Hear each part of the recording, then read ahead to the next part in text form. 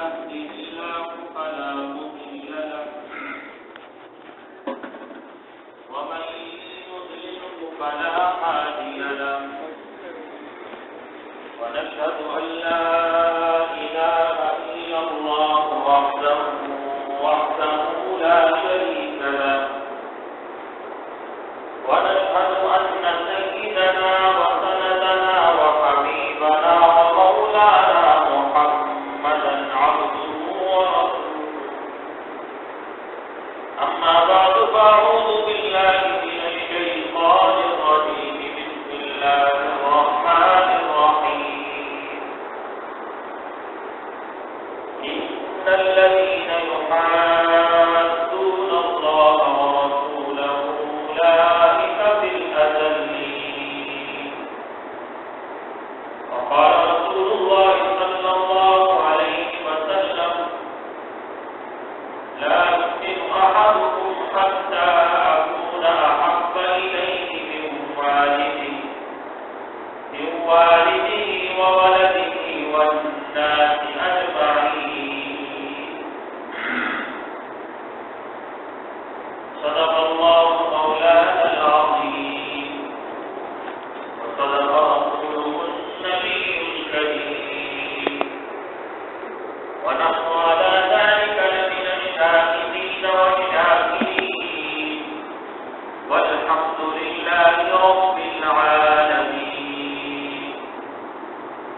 يا رب صل وسلم دائما أبدا على حبيبك خير الخلق كلهم يا رب صل وسلم دائما أبدا على حبيبك خير الخلق كلهم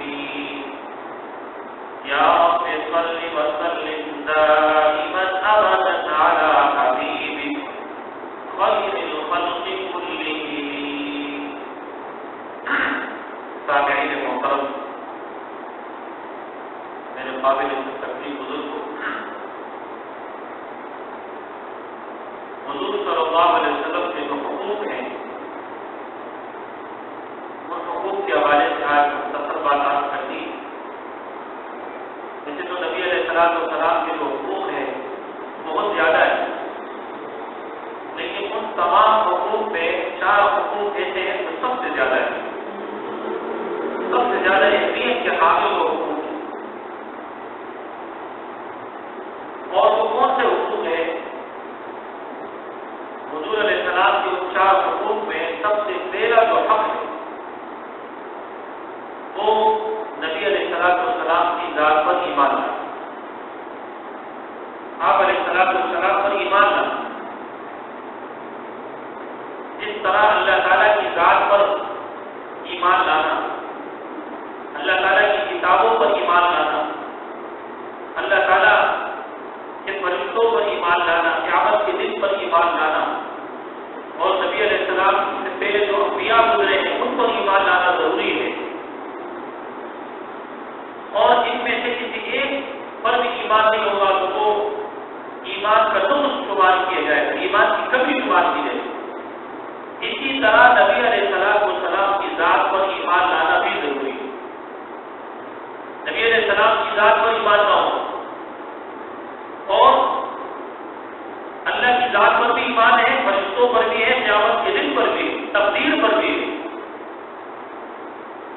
اور ہر اس چیز پر بھی ایمان ہے جس پر ایمان لانا ضروری ہے لیکن نبی علیہ السلام کی ذات پر ایمان نہیں ہے تو یہ آدمی کامل مومن نہیں ہوتا اور نہیں اس آدمی کا ایمان کامل ہوگا کامل مومن وہ کہلائے گا کہ جتنی بھی چیزوں پر ایمان ضروری ہے اس پر بھی ایمان لائے اور نبی علیہ السلام کی ذات پر بھی ایمان نبی علیہ السلام پر ایمان لانا یہ نبی علیہ السلام کے حقوق میں سب سے پہلا اور بڑا ہے کیا علیہ السلام کی ذات پر ایمان لائے اللہ تعالیٰ قرآن کریم میں ارشاد فرماتے ہیں یا ایھا الذین آمنوا آمنوا باللہ ورسولہ کہ وہ لوگ جو ایمان لا چکے ہو اپنی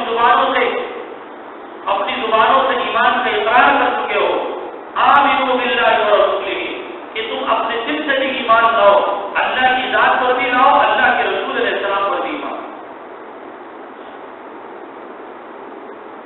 حضور علیہ السلام پر ایمان لانا اور پھر بعض لوگوں کو یہ شبہ ہوتا ہے، بات سامنے آتی بھی ہے کہ ایک آدمی عیسائی ہے، عیسیٰ علیہ السلام کو مانتا ہے تو وہ بھی برحق پیغمبر کو مانتا ہے، وہ بھی جنت میں مستحق ہونا چاہیے۔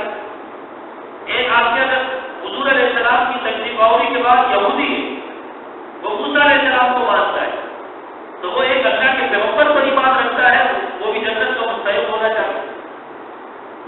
تو یہ غلط بات ہے۔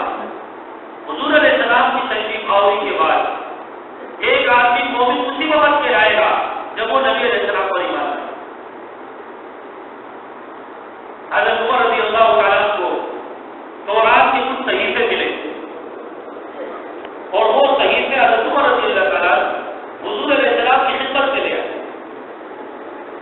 نبی علیہ السلام کی خدمت میں وہ صحیفے تورات کے لائے، حضور علیہ السلام کو دکھائے وہ صحیفے، نبی علیہ السلام کا چہرے کا رنگ تبدیل ہوا۔ آپ علیہ السلام کو غصہ آیا، آپ کے چہرے کا رنگ سرخ ہوا۔ حدیث کی کتابوں میں آتا ہے نبی علیہ السلام کے چہرے کا رنگ جب غصے کی وجہ سے سرخ ہو جاتا وہ ایسے معلوم ہوتا تھا جیسے کسی نے اذان نہ چھوڑ دی، ایسے ہو گئے حضور علیہ السلام کا رنگ۔ حضرت عمر رضی اللہ تعالیٰ کو تمام صحابہ وہ اس بات کو محسوس کرتے تھے۔ فوراً حضرت عمر رضی اللہ کو تنبیہ ہوئی اور یہ کلمات اس کی زبان سے نکلنا شروع ہوئے، رضیت باللہ ربا وبالاسلام دینا وبمحمد رسول، کہ میں اللہ کے رب ہونے پر راضی ہوں، میں اسلام کے دین ہونے پر راضی ہوں اور میں محمد صلی اللہ علیہ وسلم کے رسول ہونے پر راضی ہوں۔ یہ کلمات بار بار وہ دوہرا رہے یہاں تک کہ نبی علیہ السلام کو غصہ ہوتا اور نبی علیہ السلام نے ارشاد فرمایا کہ اے عمر، اگر حضرت موسیٰ علیہ السلام بھی زندہ ہو تو ان کی نجات بھی میری اتباع کے بغیر ناممکن ہے۔ ان کی نجات بھی اسی وقت ہوگی جب وہ میری پیروی کرے۔ اب یہ نہیں کہ حضور علیہ السلام کے آنے کے بعد ایک شخص کہتا ہے کہ وہ تو فلاں کو مانتا ہے، وہ تو فلاں پیغمبر کو ماننے والا ہے، وہ تو فلاں دین پر عمل کرنے والا ہے اور وہ دین آسمانی دین ہے، اللہ کا بھیجا ہوا دین ہے، لہذا اس کے لیے کوئی ضروری نہیں نبی علیہ السلام پر ایمان لانا۔ یہ غلط اور 100% غلط بات ہے۔ حضور علیہ السلام پر ایمان لانا حضور علیہ السلام کی تشریف آوری کے بعد ضروری ہے اور بہت زیادہ ضروری ہے، یہاں تک کہ اللہ کی ذات پر ایمان ہوگا لیکن نبی پر ایمان نہیں ہے، وہ مومن نہیں، اس کا ایمان کامل نہیں۔ لا الہ الا اللہ محمد رسول اللہ، لا الہ الا اللہ، اللہ کی ذات پر ایمان، محمد رسول اللہ، محمد صلی اللہ علیہ وسلم پر ایمان۔ ایک دوسری جگہ اللہ تعالیٰ ارشاد فرماتے ہیں اِنَّا أَرْسَلْنَاكَ شَاهِدًا وَمُبَشِّرًا وَنَذِيرًا لِتُؤْمِنُوا بِاللَّهِ وَرَسُولِهِ، کہ اے پیغمبر ہم نے آپ کو گواہ بنا کر بھیجا ہے، خوشخبری دینے والا، ڈرانے والا بنا کر بھیجا ہے، اور ہم نے آپ کو کیوں بھیجا؟ لِتُؤْمِنُوا بِاللَّهِ وَرَسُولِهِ، کہ اے لوگوں تم اللہ پر بھی ایمان لاؤ، اللہ کے رسول پر بھی ایمان، اور پھر یہ ایمان ہو کیسا؟ ایک آدمی اللہ کے رسول پر ایمان لایا، اللہ کی ذات پر ایمان لایا، اب اس ایمان کی کیفیت کیا ہونی چاہیے؟ تو ایمان کی کیفیت یہ ہونی چاہیے کہ آنکھوں سے جو چیز نظر آئے اس کے صحیح ہونے کا یقین اتنا نہ ہو جتنا یقین نبی علیہ السلام کی بات پر ہونا۔ ایک چیز اپنی آنکھوں سے دیکھی، ایک کوئی جو نبی نے بتائی اپنی آنکھوں سے دیکھی بات، وہ چیز وہ غلط ہو سکتی ہے، کانوں سے سنی کی بات غلط ہو سکتی ہے، آج سے کسی چیز کو محسوس کیا وہ احساس غلط ہو سکتا ہے، لیکن جو بات پیغمبر نے بتائی ہے اس میں غلطی کا انکار نہیں ہونا۔ نہیں، یہ میرے پیغمبر نے بات بتائی، میری آنکھیں غلط دیکھ سکتی، میرے کان غلط سن سکتے اور میں کسی چیز کا غلط احساس کر سکتا ہوں، لیکن اللہ کے پیغمبر نے جو بات بتلائی ہے وہ غلط نہیں ہوتی۔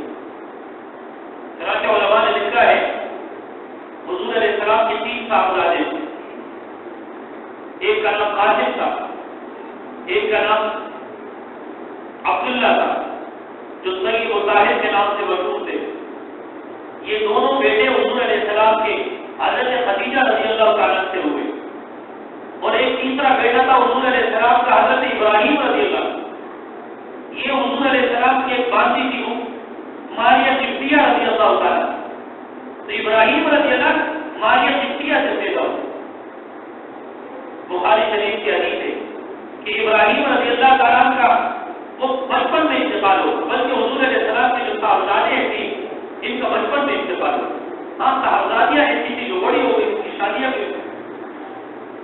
تو جب حضرت ابراہیم رضی اللہ تعالیٰ کا انتقال ہوا تو ماریہ قبطیہ رضی اللہ تعالیٰ عنہا بہت زیادہ رنجیدہ ہوئی، غمگین ہوئی، آپ کو بہت غم ہوا.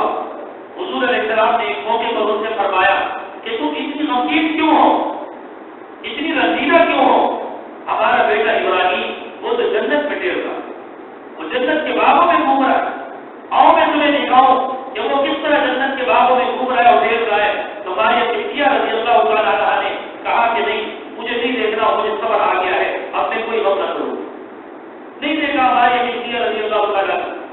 بعد میں کسی نے ان سے پوچھا کہ جب اللہ کے رسول علیہ السلام نے خود فرمایا کہ آؤ میں تمہیں ابراہیم دکھاؤں رضی اللہ کہ وہ کس طرح جنت کے باغوں میں ٹہل رہا ہے اور گھوم رہا ہے، تو آپ نے منع کیوں کر دیا تھا؟ ماریہ قبطیہ رضی اللہ تعالیٰ فرمانے لگی، ارے اگر میں دیکھ لیتی تو ایمان بالغیب کہا رہتا، نبی کی بات پر ایمان کہا رہتا. نبی نے بول دیا بس بول دیا. اب دیکھنے کی ضرورت نہیں تھی کہ ہاں مجھے دکھاؤ تو صحیح کہ میں دیکھوں کہ وہ ابراہیم ہمارا بچہ وہ جنت کے باغوں میں کس طرح ٹہل رہا ہے. نہیں، حضور علیہ السلام نے بول دیا، بس حل ہو گئی، اب دیکھنے کی ضرورت نہیں. یہ تھا ایمان صحابہ کا کہ نبی کی بات پر سب سے زیادہ یقین ہو، اپنی آنکھوں کے دیکھنے سے بھی زیادہ ہو، کانوں کے سننے سے بھی زیادہ ہو. یہ صحابہ کا ایمان، یہ ایمان ضروری ہے. ایسا ایمان اللہ کے حکام میں اور مکمل ایمان کہلاتا ہے. یہ نہیں کہ منہ سے بول دیا اللہ کے رسول علیہ السلام کا مجھے ایمان ہے، لیکن اب اس ایمان کے جو تقاضے ہیں، ان ایمان کی جو بنیادیں ہیں، اس میں کمزور نظر آؤں، وہ بنیادیں کمزور نظر آئے تو میرے بھائی یہ صرف زبانی دعویٰ ہے، یہ حقیقت نہیں ہے.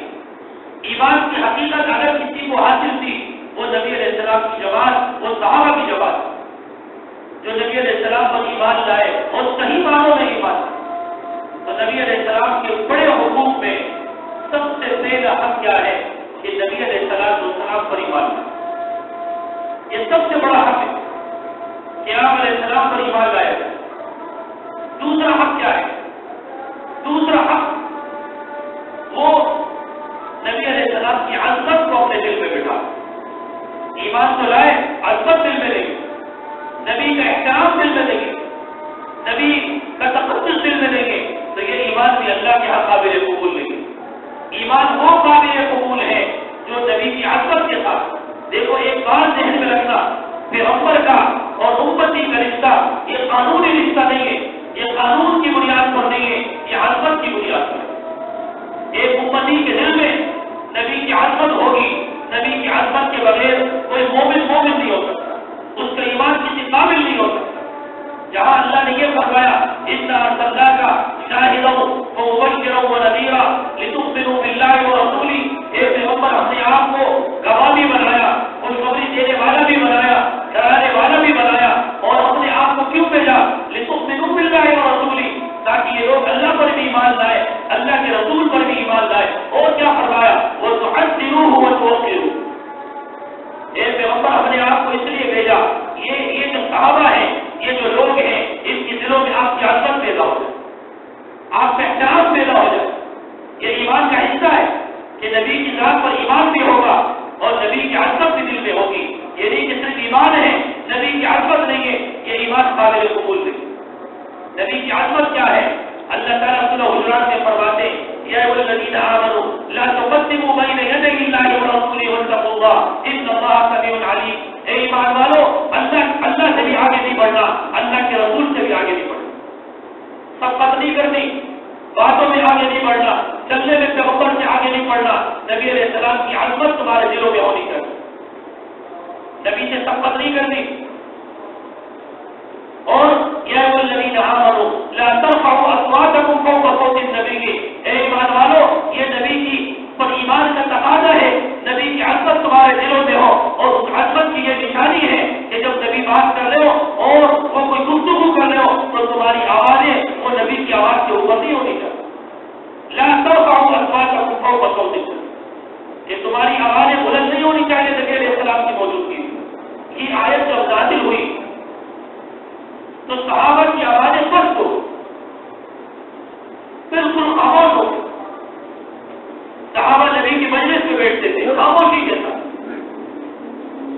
اور وہ جب کوئی بات کرتے تھے انتہائی خاموشی کے ساتھ کہ نبی علیہ السلام بس اس بات کو سمجھ لے.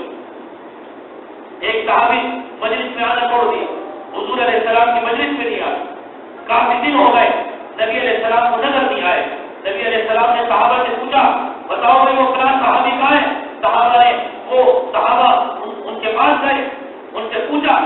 وہ کہنے لگے کہ میں حضور علیہ السلام کی مجلس میں صرف اس لیے نہیں کہا کہ یہ آیت نازل ہو گئی کہ نبی کی آواز سے اپنی آواز اونچی نہ کرو. اب مجھے اس بات کا خطرہ ہے کہ میں نبی کی مجلس میں ہوں اور بے ساختہ میری آواز اونچی ہو جائے. اللہ نے آگے وعید سنائی ہے کہ تمہارے آواز ضائع ہو جائیں گے, تمہیں خبر بھی نہیں ہوگی. مجھے تو ایمان کی فکر ہے, مجھے اپنے آواز کی فکر ہے, اور مجھے اس بات کا ڈر ہے کہ نبی کی بے ادبی نہ ہو جائے, میری آواز نبی کی آواز سے اونچی نہ ہو جائے. اس لیے میرے نبی علیہ السلام کی مجلس میں جانا چھوڑ. اتنی عظمت تھی صحابہ کے دلوں, نبی کا اتنا احترام تھا صحابہ کے دلوں. حضور علیہ السلام نے بولا کہ نہیں ایسا نہیں ہے, مجلس میں آیا کرے. تو وہ پھر مجلس میں آنے لگے. حضرت برا بن عازب رضی اللہ تعالیٰ کہتے ہیں ہم صحابہ جب نبی کی مجلس میں ہوتے تھے ہماری کیفیت یہ ہوتی تھی کہ اکثر اعلیٰ رؤوس الطیرہ کہ کوئی ہمارے سروں کے اوپر پرندے بیٹھے.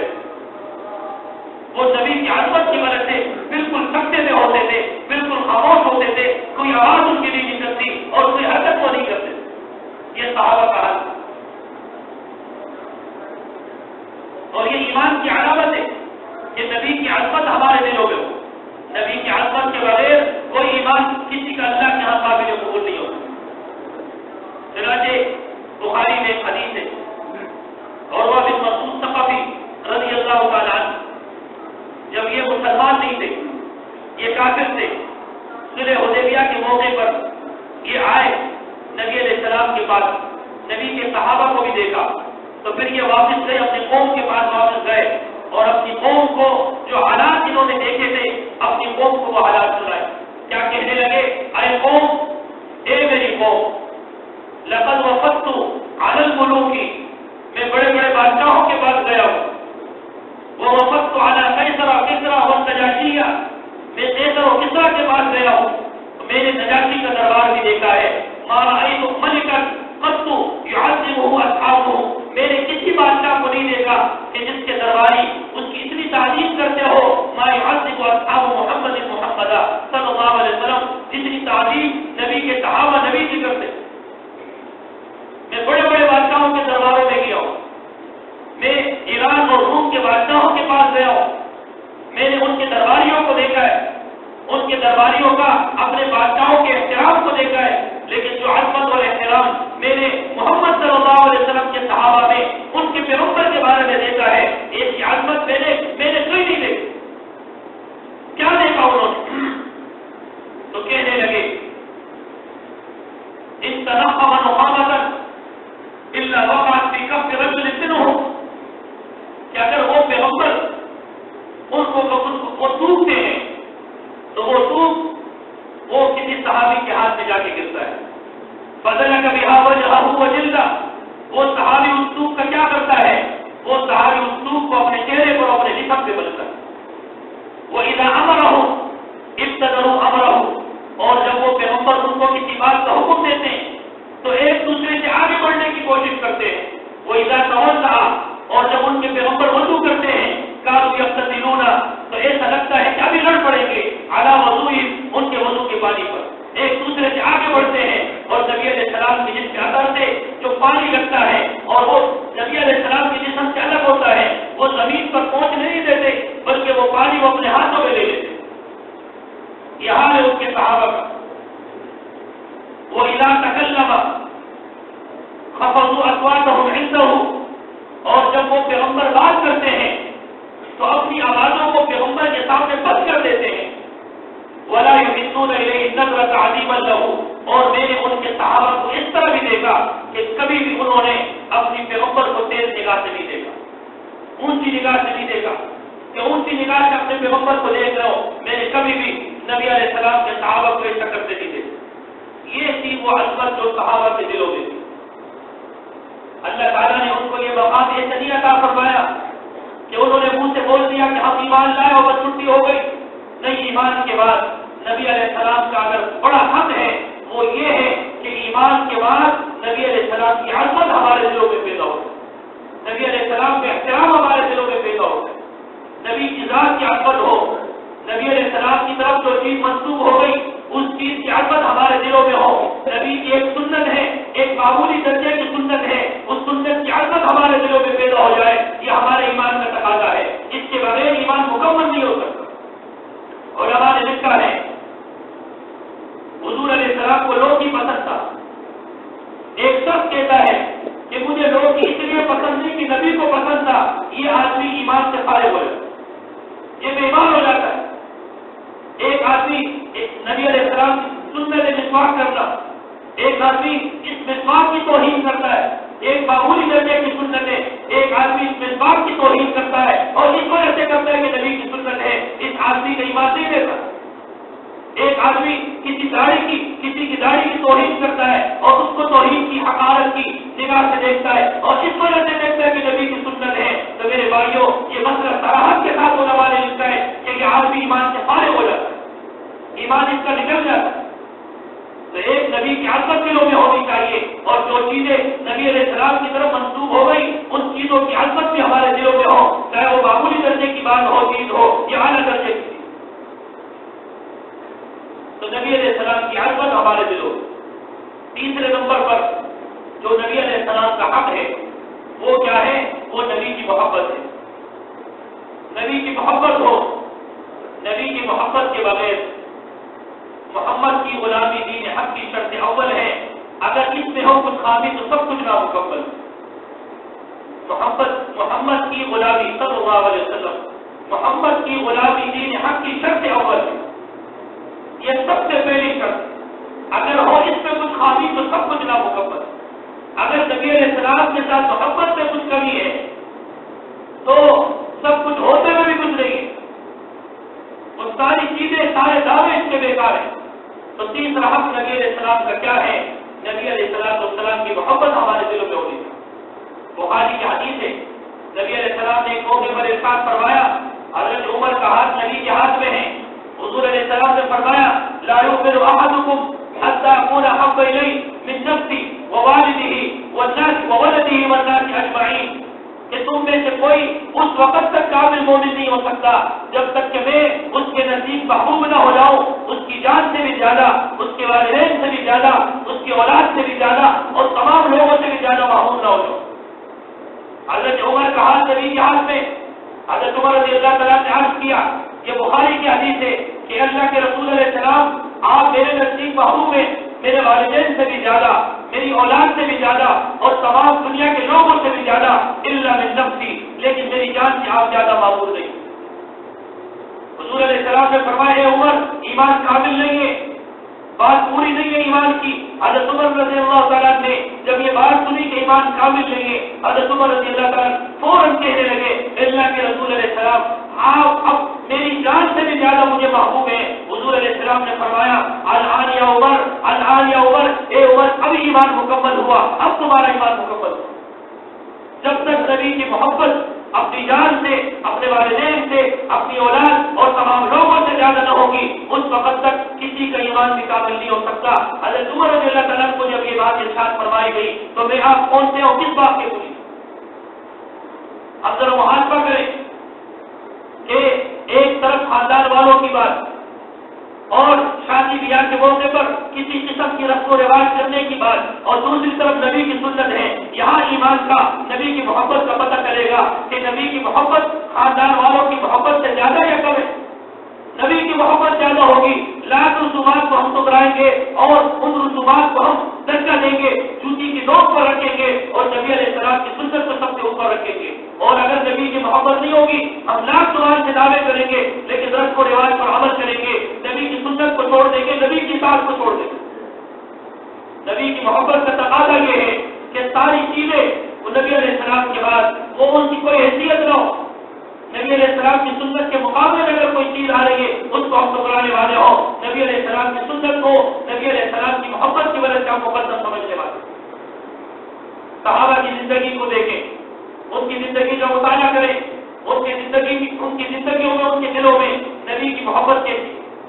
حضرت ابوبکر صدیق رضی اللہ تعالیٰ خطبہ دیا، ان کو مارا گیا اور اتنا مارا کہ آپ بے ہوش ہو گئے۔ لوگ یہ سمجھنے لگے انتقال ہو جائے گا، آپ کا بچنا مشکل ہے۔ کیا کیا؟ حضرت عمر رضی اللہ تعالیٰ کو اٹھا کر لیا۔ جب کر لائے اور خاندان والے کھڑے ہیں، اب کیا بنے گا کہ ان کی حالت آگے کیا بنے گا؟ تو آپ کو جا کے کافی دیر کے بعد ہوش آیا۔ جب ہوش آیا تو لوگ کھڑے ہیں، آواز پوچھ رہے ہیں اور والدہ بھی ہے، وہ کچھ پلانا چاہ رہی ہے، اور ابوبکر صدیق رضی اللہ تعالیٰ نے پینے سے انکار فرما دیا اور کہنے لگے مجھے یہ بتاؤ میرے محبوب کا کیا ہے، حضور علیہ السلام کا کیا ہے؟ خاندان والے ناراض ہو گئے۔ عجیب بات ہے کہ جن کی وجہ سے یہ تکلیفیں پہنچی، ہوش میں آنے کے بعد سب سے پہلا سوال انہیں کے بارے میں، جاؤ ہمارا کیا کام، وہ چلے گئے، مسلمان نہیں تھے وہ۔ ابوبکر صدیق رضی اللہ تعالیٰ کو والدہ کھا لیں گے کہ کچھ پلائے، کچھ جان میں جان آئے۔ ابوبکر صدیق رضی اللہ تعالیٰ نے فرمایا ان للہ علیہ اللہ اذوق طعاما والعشر شرابا او آتي رسول اللہ صلی اللہ علیہ وسلم، اللہ کی قسم نہ کچھ چکھوں گا نہ میں کوئی چیز پیوں گا جب تک اللہ کے رسول علیہ السلام کی زیارت نہ کروں۔ اب سوچیں، حالت ایسی ہے کہ لوگ سمجھے انتقال ہو جائے گا، آپ کی وفات ہو جائے گی، آپ کے لیے چلنا پھرنا مشکل، بیٹھنا مشکل، یہ ساری تکلیفیں ان کے سامنے کوئی حیثیت نہیں رکھتی۔ ان کی والدہ وہ حضور علیہ السلام کی خدمت میں لے آئی، جب حضور علیہ السلام کو دیکھا جب جا کے انہیں سکون ملا۔ یہ تھی صحابہ کی محبت۔ ایک منافق تھے، رئیس المنافقین عبداللہ بن ابی، یہ جن کی دن بھر کی کوششیں یہی ہوتی تھی کہ مسلمانوں کو کسی طرح تکلیف پہنچے، مسلمان کسی طرح وہ بستی کا ذلت میں شکار ہو، ہر وقت وہ اسی سوچوں میں اور اسی فکر میں رہا کرتا تھا۔ اور ان کا ایک بیٹا تھا حضرت عبداللہ رضی اللہ تعالیٰ، جو بڑے درجے کے پکے درجے کے صحابی تھے۔ ایک مرتبہ مدینہ میں افواہ پھیل گئی کہ حضور علیہ السلام نے رئیس المنافقین عبداللہ بن ابی کے قتل کا حکم دے دیا ہے۔ عبداللہ بن ابی کا بیٹا حضرت عبداللہ رضی اللہ حضور علیہ السلام کی خدمت میں آئے، عرض کی اللہ کے رسول علیہ السلام یہ بات میں نے سنی ہے کہ آپ نے میرے والد کے قتل کا حکم دیا ہے، اگر بات سچی ہے تو سب سے پہلے میں پہل کر لوں اور اپنے والد کا سر آپ کی خدمت میں لا کر پیش کروں۔ یہ نہیں کہ والد ہے، یہ نہیں کہ خونی رشتہ ہے، ان کے سامنے صرف یہ بات تھی میرے والد اپنی جگہ پر ہے، لیکن یہ ہے نبی علیہ السلام کے دشمن، حضور علیہ السلام اگر ان کے قتل کا حکم دیں گے میرے لیے ان کا سر قلم کرنا، نبی کی خدمت میں پیش کرنا تھا۔ ایک صحابیہ ہے، حضور علیہ السلام غزوہ احد میں تشریف لے گئے اور وہاں پر یہ افواہ پھیلائی گئی کہ حضور علیہ السلام کی شہادت ہو گئی۔ صحابہ بھی پریشان، مدینہ میں بات جب پہنچ گئی تو صحابیہ وہاں پریشان، اور صحابہ احد کے میدان کی طرف دوڑے ہوئے آئے۔ اس میں ایک صحابیہ بھی ہے، اس صحابیہ کا والد وہ غزوہ احد میں اور اس صحابیہ کا ٹوڑ غزوہ احد میں، اس کا بھائی غزوہ احد میں قریب تھا۔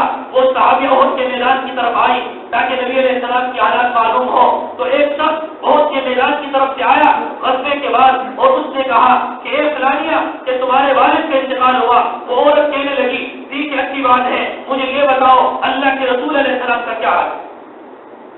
دوسرا شخص آیا احد کے میدان کی طرف سے، وہ کہنے لگا تمہارے شوہر کی بھی شہادت ہو گئی۔ وہ عورت کہنے لگی اللہ ان کی شہادت قبول کرے، مجھے یہ بتاؤ اللہ کے رسول علیہ السلام کا کیا؟ تیسرا شخص آیا اور اس نے کہا کہ تمہارے بھائی کی بھی شہادت ہو گئی احد کے میدان میں۔ وہ عورت کہنے لگی اللہ ان کی بھی شہادت قبول کرے، مجھے یہ بتاؤ کہ اللہ کے رسول کا کیا؟ پھر ایک چوتھا شخص آیا اور اس نے کہا کہ اللہ کے رسول علیہ السلام تو خیریت سے ہیں اور فلاں مقام پر ہیں۔ وہ عورت دوڑی وہاں چلی گئی، حضور علیہ السلام پر نگاہ پڑی تو ایک جملہ ان کی زبان سے نکلا جو کتابوں میں محفوظ ہے۔ وہ عورت کہنے لگی کل مصیبت بعد اجل لو، کہ اے پیغمبر آپ کی سلامتی کے بعد ہر مصیبت حل کی ہے، اس کی کوئی حیثیت نہیں۔ آپ صحیح طالب ہیں، آپ صحیح طالب ہو، یہ سب سے بڑی بات ہے۔ میرے والد شہید، میرے بھائی شہید، میرا شوہر شہید، مجھے اس کی کوئی پرواہ نہیں ہے، مجھے اگر پرواہ تھی تو صرف آپ کی۔ یہ صحابہ کی محبت تھی کہ اللہ کے رسول علیہ السلام کی محبت نے ہر چیز کی محبت کو ختم کر دیا، وہ خونی رشتوں کو ختم کر دیا۔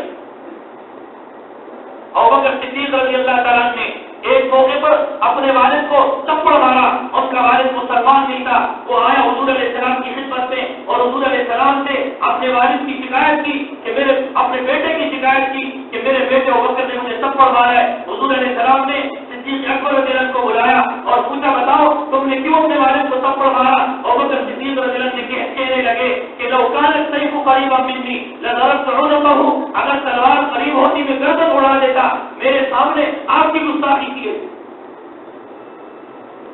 یہ صحابہ تھے کہ جن کے دلوں میں نبی کی محبت تھی اور ہر چیز سے زیادہ. اور آج ہم ہیں کہ محبت کا دعویٰ تو ہے لیکن محبت نام کی کوئی چیز نظر نہیں آتی. محبت ہمارے جسموں سے نظر نہیں آتی، ہمارے قول و فعل سے حضور علیہ السلام کی سنت نظر نہیں آتی، اس محبت کے آثار نظر نہیں آتے. ہماری باتیں زبان تک محدود ہے اور صحابہ کے کردار والے تھے، ہم اقوال والے ہیں، ہم بولنے والے ہیں. صحابہ کر کے دکھانے والے تھے اور انہوں نے کر کے دکھایا اور ایسی مثال صحابہ نے قائم کی کہ قیامت تک اس جیسی مثال پیش کرنا ناممکن، کوئی پیش نہیں کر سکتا.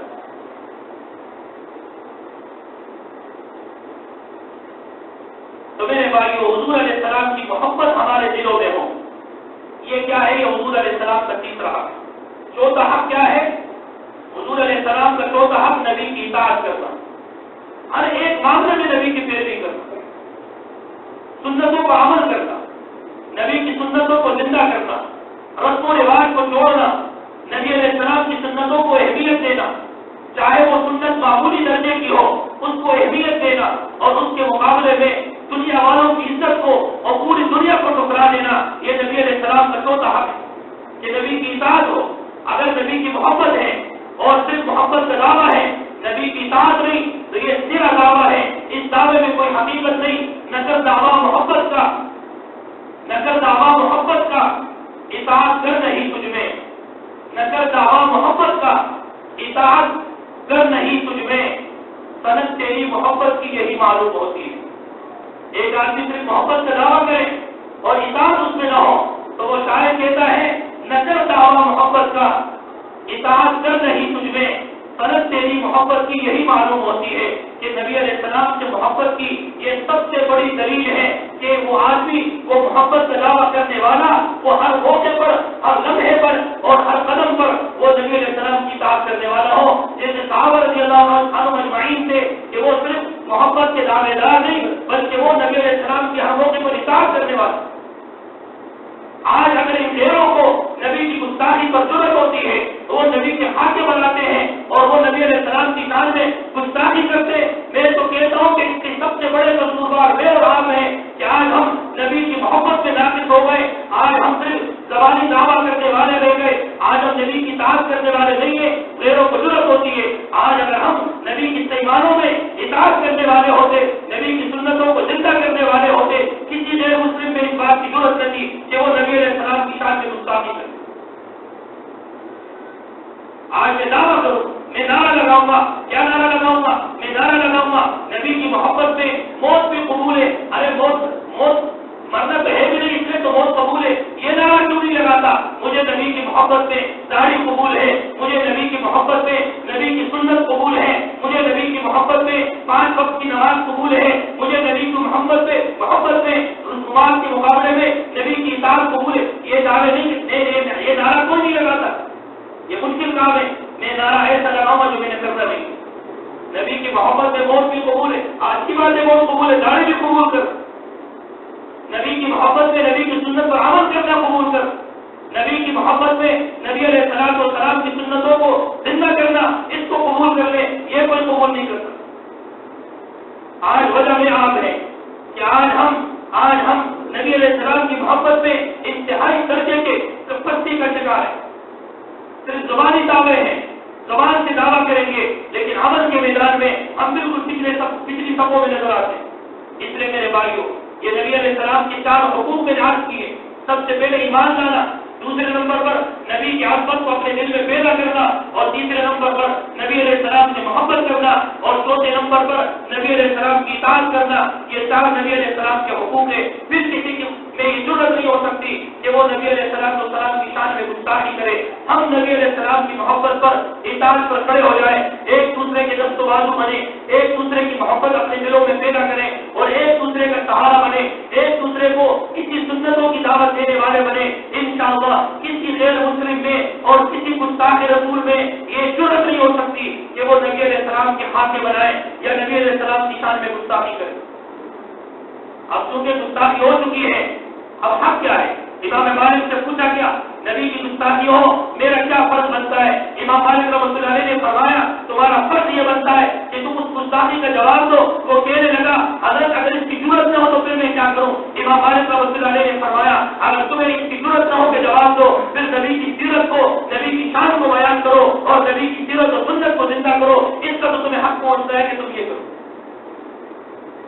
अब हमने क्या करना है? अगर वो गुस्ताखी करते हैं, हमने नबी की सुन्नतों को जिंदा करना है, हमने नबी के किरदार को जिंदा करना है, हमने नबी अलैहि सलाम के नाम को जिंदा करना है। और नाम सिर्फ नामों से जिंदा नहीं होता, नाम जिंदा होता है अमल करने से, नाम जिंदा होता है नबी अलैहि सलाम की सुन्नतों को जिंदा करने से। और फिर ये बात कि नबी अलैहि सलाम का नाम जिंदा हो, रोशन हो, ये हमारी बातों का और हमारे अमल का मोहताज नहीं, वो अल्लाह का फैसला है कि नबी अलैहि सलाम का नाम क़यामत तक जिंदा रहे। लेकिन जरूरत मुझे आपको है कि हम अमल करें, हम नबी की सीरत और सूरत को जिंदा करें, नबी के किरदार को जिंदा करें। अपनी अमली जिंदगी से हम इस बात का सबूत दें कि हम पे गैरत नहीं है, हम नबी अलैहि सलाम की सुन्नत पर अमल भी कर सकते हैं, हम बदला भी ले सकते हैं। और जिन्होंने गुस्ताखी की, ये हमारा एक ईमान बनता है, ईमानी हक बनता है, हम उनसे मुकम्मल तौर पर बाइकाट करें, उनकी अशिया से बाइकाट करें, उनकी चीजों से बाइकाट करें। और जो फहरिस्त उलमा ने बनाई है, उस फहरिस्त को देख के पढ़े, मुताला करें, कौन कौन सी मसनूआत है उनकी, उन मसनूआत का मुकम्मल तौर पर बाइकाट करें। ये भी हमारे ईमान का किसी न किसी हिस्से में ये ईमान का दर्जा है कि हम उन सारी चीजों का बाइकाट करें। ये नहीं कि मुझे कोई फिक्र ही नहीं, नबी अलैहि सलाम की शान में गुस्ताखी हो, मुझे कोई परवाह नहीं, तो मैं मोमिन किस चीज का, मैं नबी अलैहि सलाम के मानने वाला किस चीज का? नबी अलैहि सलाम की गुस्ताखी हुई, हम नबी की सुन्नत को जिंदा करें, नबी की सीरत को जिंदा करें, उनकी मसनूआत से बाइकाट करें और नबी अलैहि सलाम की सुन्नतों की दावत शुरू करें, नबी की सीरत की दावत शुरू करें और नबी अलैहि सलाम की सीरत को बयान करें। ये हमारा हक बनता है, हमारा फर्ज बनता है,